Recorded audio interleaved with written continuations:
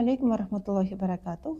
Сегодня в нашем видео мы рассмотрим такой вопрос: кто же должен соблюдать пост в месяц Рамазан? Существуют необходимые условия, их 5. И первое — это, конечно же, постящийся должен быть мусульманином.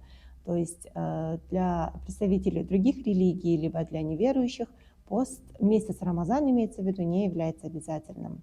Второе условие — это, конечно же, человек должен быть мукалляф, то есть это он должен быть разумным и должен достигнуть определенного возраста, половозрелого возраста.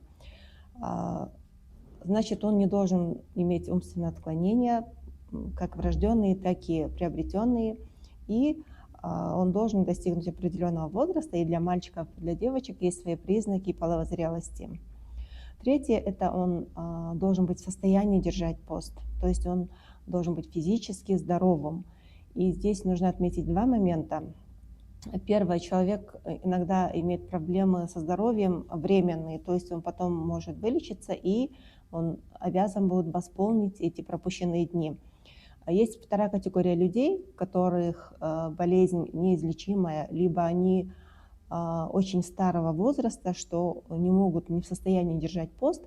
Для таких людей предусмотрена фидья, то есть они оплачивают пост и освобождаются от нее, да? То есть они каждый день должны накормить одного постящегося. Четвертое — это человек не должен быть в пути.